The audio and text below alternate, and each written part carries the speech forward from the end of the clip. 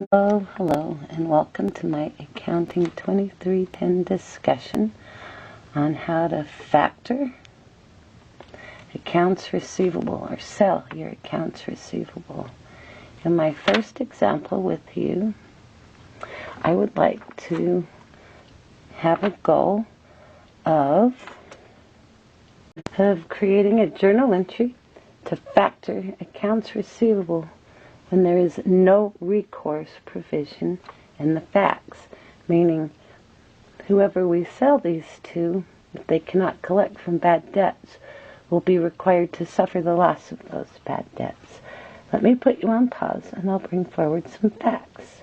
So in our facts, let's assume we would like to factor $60,000 of our accounts receivable to the bank with a no recourse provision, so they are without recourse.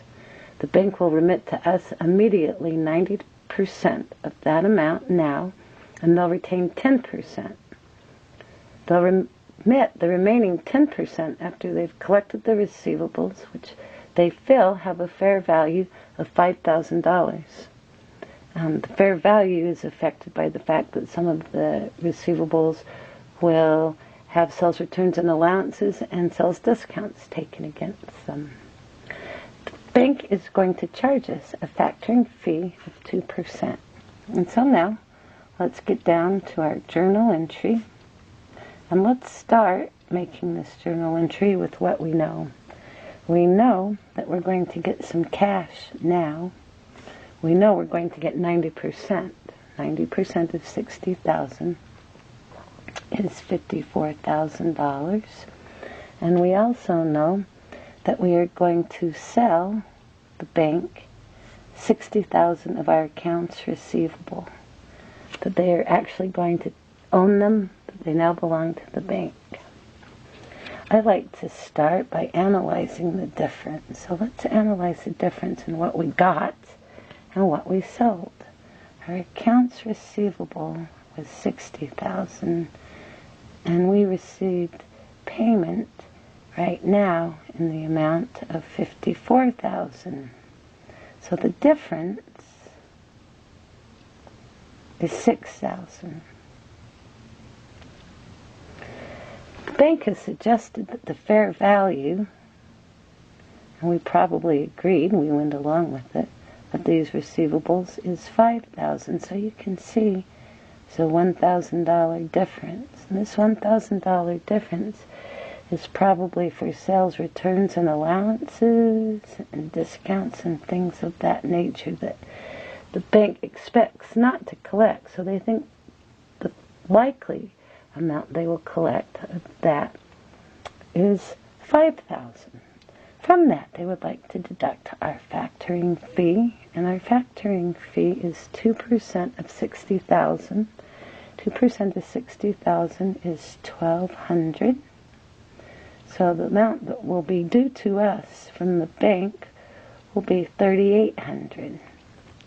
So we can set up a receivable from the bank or from our factoring agent in the amount of $3,800.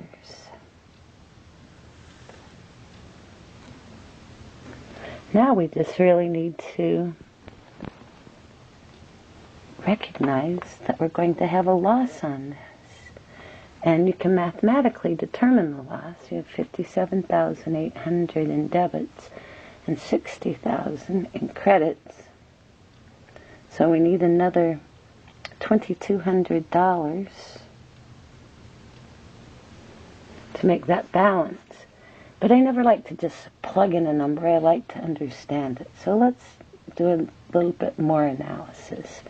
Our accounts receivables value was 60,000, and we're going to receive now 54,000 in the form of cash, and we have a receivable which we're going to receive later in the amount of 3,800.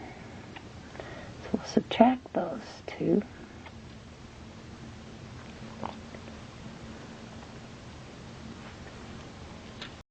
$60,000 minus 57,800 we'll receive now and later shows that we're going to have a loss on this transaction of $2,200, and that is in fact what our journal entry shows.